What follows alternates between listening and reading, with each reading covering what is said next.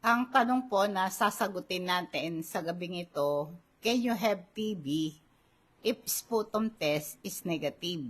Ito po yung tanong ng ating nanonood sa Facebook. Hi ma'am, ako po ay merong PTB upper right lobe, pero negative po yung sputum test ko. Pinagamot na po ako sa health center, pero sobrang dami ng side effect ng gamot, ma'am. Yan. Alam nyo, para marami kayong matutuhan dito sa topic na ito, kung first time nyo pong nanood sa aking Facebook page, sa aking YouTube, pwede po kayong mag-subscribe sa aking YouTube channel, Rose Alfonso. Click nyo po yung subscribe, pati yung bell para ma-update kayo sa aking bagong video. At sa akin namang official Facebook page, Patnubay sa Kalusugan, meron akong Rear at TikTok. Pwede nyo po itong i-follow, like, and share para masubaybayan nyo ang aking mga topics about health. Kaya sasagutin ko yung tanong mo, ang pangangalaga sa tuberculosis, in short TB, ay mahalaga para malunasan ng sakit. Ang gamot na ginagamit sa TB ay maaring magkaroon ng side effect. Pero kailangan mo itong ipagpatuloy para gumaling ka. Mahalaga ipaalam mo ang side effect na nararanasan mo sa health center para mabigyan ka ng tamang gabay at suporta mula sa isang professional na kalusugan. Kaya ngayon po, itong negative sputum test, ibig sabihin na mga bakterya na nagko-cause ng TB, hindi na-detect sa iyong laway. Ito'y magandang resulta, pero hindi ibig sabihin wala kang TB. Maraming reason bakit ang sputum test mo ay negative, pero may TB ka. Ang isang dahilan nito, maaring yung sample hindi na-collect na mabuti. Pangalawa, maring hindi mo naidahak yung sapat na dami ng plema o kaya nasa early stage ka ng sakit na TB na ang bakterya hindi pa nakakarating dun sa laway mo. Ang strain ng PTB mo ay napakahirap ma-detect sa sputum test. Yun ang reason bakit kahit na negative ang sputum mo, ay may TB ka pa rin. Ang mahalaga, nararamdaman mo itong simptoma na to. Patuloy kang inuubo, nilalagnat ka, ang pawis mo sa gabi malamig at nangangayayat ka. Importante na nagpapacheck up ka pa rin kahit negative yung sputum test mo. Kailangan meron kang another test tulad ng x-ray, blood test para ma-confirm yung diagnosis. Kaya kailangan po, inuulit ko, ito ang mga doctor's consultation importante kahit na negative yung sputum mo. Bigyan ka na, maaring tulad na sabi ko, incomplete yung sample mo at kaya hindi nila makapture yung bakterya at hindi nila nakolek na mabuti yung mga bakterya. At saka ito pong, ito pagka ikayo po ay merong test na chest x-ray, blood test, madidetect yung infection. Kaya ngayon, kailangan po nito, yung early diagnosis at treatment ay napakahalaga sa pagmamanage ng TB effectively. Pag inignore mo yung mga simptoma, kahit na ikaw ay negative sputum, sabi mo, ay wala naman, negative naman eh. Tapos, hindi ka ng gamot. Magkakaroon ng negative komplikasyon. Magiging mahaba ang sakit mo, mataas ang panganib na makahawa ka. Ngayon kasama ng gamot na nireseta ng doktor, uminom ka ng vitamin C para lumakas ang immune system mo, mataas ang production mo ng white blood cells na tumutulong sa panlaban sa infection. Ang vitamin C, ito po ay tumutulong para lumakas ang immune system mo.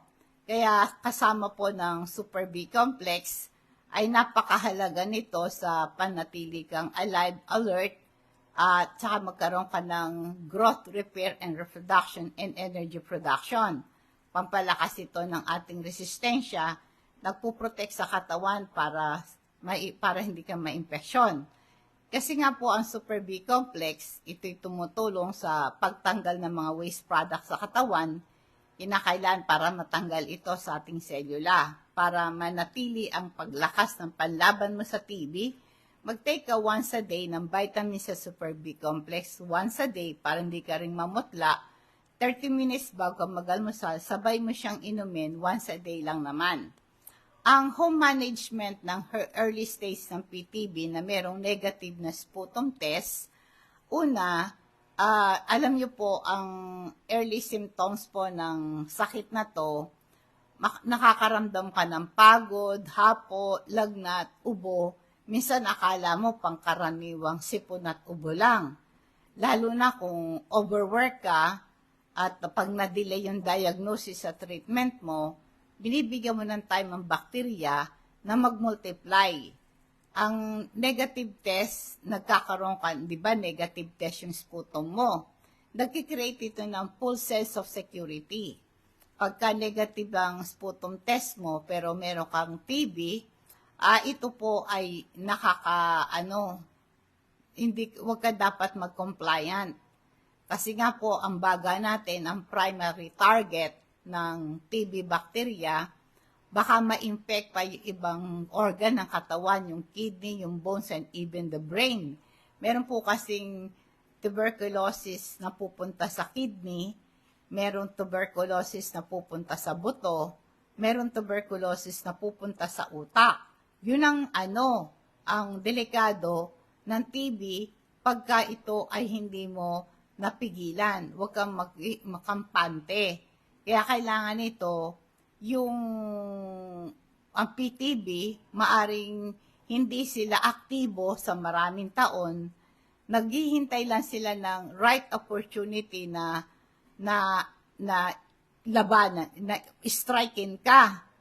Ito ay pagka humina ang immune system mo dahil sa stress, dahil sa malnutrition, dahil sa kakulangan sa tulog, nagbibigay ng time ito sa mga hindi aktibong bacteria TB na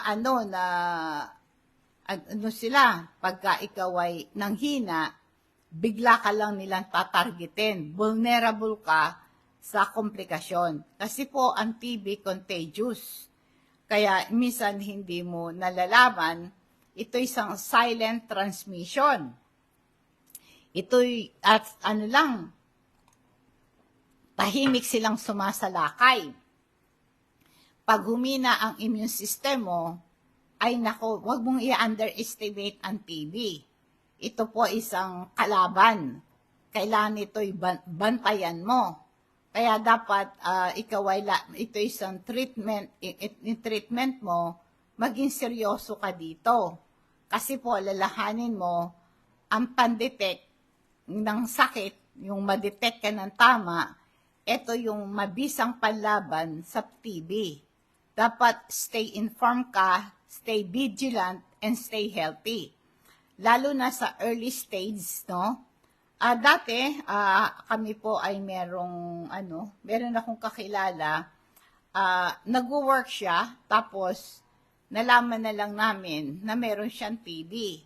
So, pinagpahinga namin siya, wala naman daw ubo, maganda naman yung katawan niya, okay lang, maganda yung kanyang pangatawan.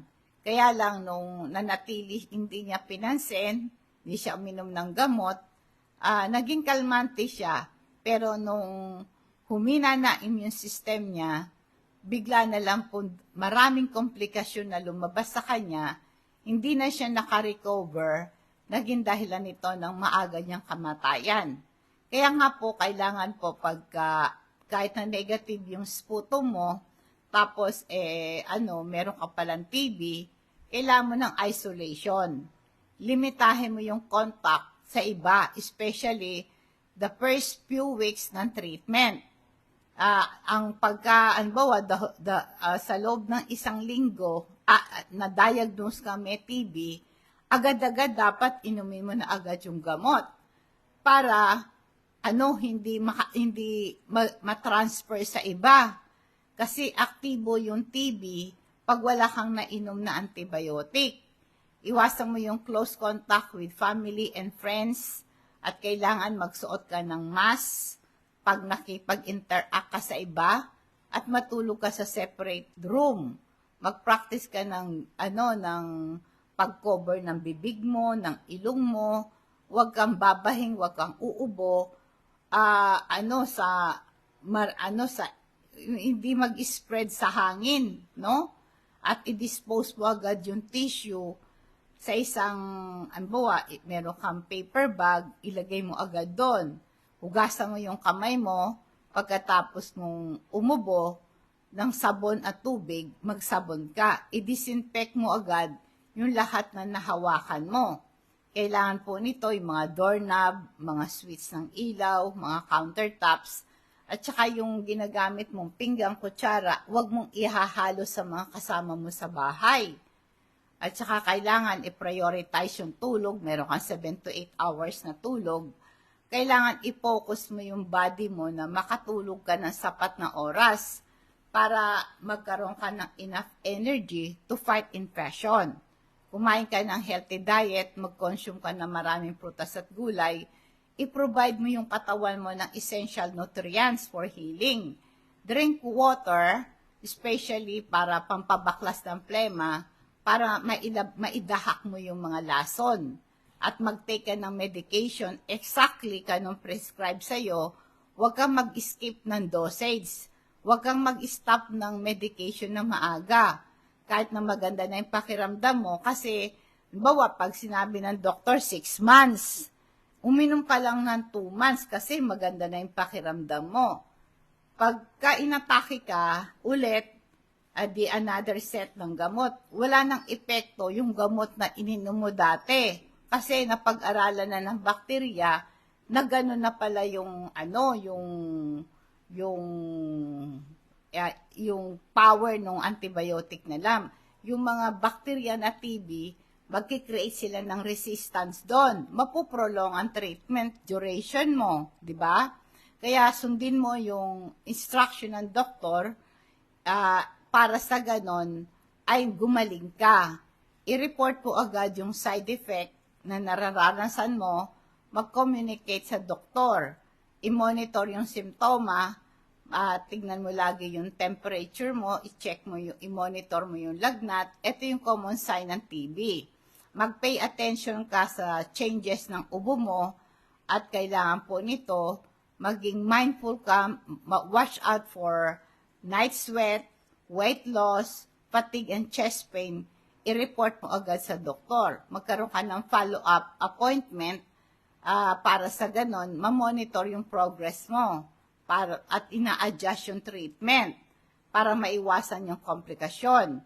Kailangan nire-repeat lagi yung test, another sputum test, para ma-confirm ang complete eradication ng infection, para ma-complete yung pagpatay dun sa bakterya ng TB. Kasi pag hindi ka completely napatay yung bakterya na yan, mangyayari, magkakaroon ng yung bang tulog na bakterya.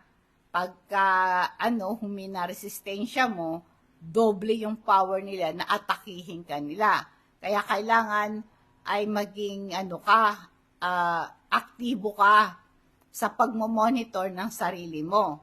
Para sa ganon, hindi ka makahawa sa mga kasama mo sa bahay. Yan. Meron po tayong mga food supplement na lecithin kung kayo po ay nakakaramdam ng pagiging ulyanin, makakalimutin, para ma-improve ang memory at learning mo at attention and concentration, protektahan mo yung utak mo na hindi ma-damage, mag-take ka ng lecithin. Umaga at gabi, inumin mo after breakfast. Yung calcium magnesium naman, i-maintain yung strong bones natin. Kasi pag tumatanda, nasa 60 years old ka na, mahina na yung buto natin. To prevent po yung mabalian ka ng buto, ganon, para ma-maintain yung strong bones, mag-take ka ng calcium magnesium, at para ma-prevent yung cramps, at para po ma-relax yung body mo at mind mo, madali kang makatulog, mag-take ka ng calcium magnesium. Available yan sa Patnubay, pwede kayong umorder, ipapadeliver ko po sa LBC. It's a charge po sa inyo ang shipping fee. nasabi mo kanina may side effect yung medication mo, kaya importante i-discuss mo yan sa doktor mo. At kailangan po nito para makapag-prescribe sila ng ibang medication na hiyang sa iyo, no? Kaya yung PTB prescribed medicine ay napakahalaga para sa ganon mapatay yung bakterya, protektahan yung baga mo, protektahan yung mahal mo sa buhay, at para protektahan mo yung mga taong nakapaligid sa'yo. May stop mo yung spreading kasi ang TB contagious. Hindi yung sa pamamagitan na ng pag-ubo mo, pagbahing mo, itong bakterya na to, mag-i-spread yan. At saka isa pa ho, hindi lang po sa baga ang tinatarget ng TB. Pwede niyang targetin yung bato mo, targetin yung brain mo, pati yung bones mo. Kaya pwede itong lumipat sa mahal mo sa buhay. Kaya pag nag-take ka ng medicine, kinakat mo yung transmission chain. Kaya protektahan mo yung mga taong nakapaligid sa'yo. Kaya nga po tulad na sabi ko, ang deadly ang TB pag hindi ito nagamot. Kaya meron siyang significant damage sa ating baga. Kaya nga sabi nga po si President Manuel L. Quezon, ang kinamatay po niya ay TB. Pero sa ngayon, meron na pong gamot with proper treatment, completely makaka-recover ka, you will live a long and healthy life. Huwag mo lang skip yung medication mo, kaya huwag mong i-delay, no? Mag-invest ka talaga ng tamang gamot, huwag mong tamarin. Meron naman po tayong, kung wala kang pera, meron tayong, hospital ng gobyerno, no? Meron tayong mga malasakit center, meron tayong yung welfare service, Department of Welfare Service. Pwede kayong humingi ng tulong, kunin nyo lang yung reseta galing sa doktor, o kaya wala kayong perang pambayad sa doktor, ipoprovide sa inyo ng DSWD. Lumapit po kayo sa ating DSWD, merong section yan sa munisipyo, bibigyan ka ng mga requirements para makahingi ka ng tulong sa DSWD. At para pagka makalapit ho kayo sa mga public hospital. Meron po tayong concentrated na oil, essential oil, yung crystal oil. Nakaka-reduce ito ng anxiety, nagpo-promote ito ng relaxation, nakaka-reduce ito ng pain at inflammation, arthritis at muscular pain. Na-improve yung sleep quality mo, nare-relieve yung headache mo, at nakiklear yung congestion, nai-improve yung respiratory health mo. Kaya maganda to sa shoulder pain, pag napasok ka o nauntog ka, hindi ka mabukulan. Kung ikaw ay kinakabag, bloated ka, may stomach cramps ka, nasusuka ka, naduduwal ka, ipahid mo lang yan sa sikmura sa tiyan mo. Hindi ka rin kakagatin ng lamok, iwas dengue.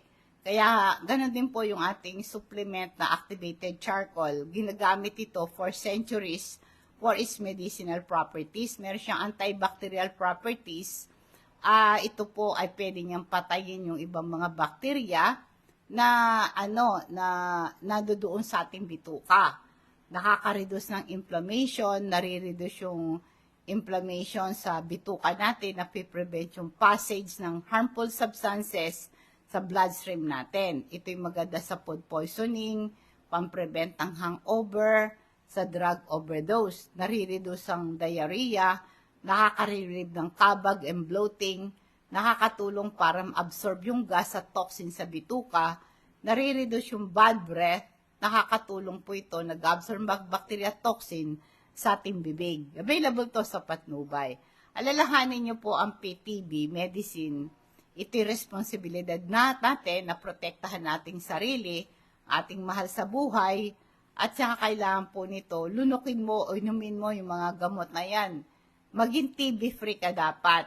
Kaya nga po, ang TB ay, sabi nga, ay kailangan ay ito ay iyong pigilan. Meron tayong protection sa ating baga para hindi ito ma-damage. Na itong TB germs na to ang number one na papatay sa kanila, yung mga pills, no? Na ito po'y pwedeng may bigay na libre ng ating gobyerno. Maaring makaramdam ka ng drowsy ka, pero darating ang panahon pag nasanay na yung katawan mo doon sa gamot, mahihiyang ka na, wala ka nang mararamdaman na side effect. I-emphasize mo na hindi ka nag-iisa sa paglaban sa TB. Maging wise ka, dapat meron kang enough knowledge and expertise kung paano mo labanan po yung TB na to. Kaya lang po nito, meron kang sense of purpose and motivate, no? Na kailangan po nito na tapusin mo yung laban, no? Para malabanan yung PTB na to, itong journey na to, kailangan yung lagi mong binabantayan yung iyong improvement. Stay positive, motivated, magkaroon ka ng commitment ng full recovery sa sakit na yan. Hindi ka nag-iisa, pwede kang maging TB-free kung magiging maingat ka lang at susundin mo ang payo ng doktor. Meron po tayong supplement na omega-3. Ito po'y nakakababa ng cholesterol triglycerides, pampababa ng BP, pamprevent ang bara sa ugat para hindi tumigas, maiwasan natin ang heart attack sa stroke. Kaya ito po'y nare-reduce din ng liver fat. Kung gusto yung magpa-deliver ng ating product, pwede nating pa-deliver yan. Ibigay lang yung pangalan nyo, tsaka address ninyo at contact number. Kasong delivery po ito, i-charge sa nyo ang shipping fee. Dadako tayo sa ating food for thoughts bilang pagwawakas, Philippians chapter 4, 6-9. Ito po ang sabi niya, no? Do not be anxious about anything. This is powerful call to release worry and trust God. Huwag daw tayong mabahala sa anumang bagay. I-release natin yung worry natin at magtiwala tayo sa Diyos. Si Paul sabi niya, ang mga anxiety, nag-i-exist yan. Pero ang sabi niya, sa every situation, sa lahat ng anxiety natin, sa mamagitan ng prayer at saka yung petition mo with thanksgiving, i-present mo yung request mo sa Diyos na may pagpapasalamat. Kaya ang ini-encourage mo, Apostle Pablo, magkaroon tayo ng open communication sa Diyos. Express mo yung needs mo and desire mo, and then express mo rin yung pagpapasalamat mo. Ibig sabihin nito, ina-anticipate mo na pakikinggan at sasagutin ng Diyos ang lahat ng iyong katanungan. Kaya yan po, ano sabi niya? Do not worry, do not be anxious about anything, but in prayer and supplication with thanksgiving, make known to God. Magandang gabi po, nawa pong pagpapala patnubay ng Diyos ang sumatin, and God bless us all.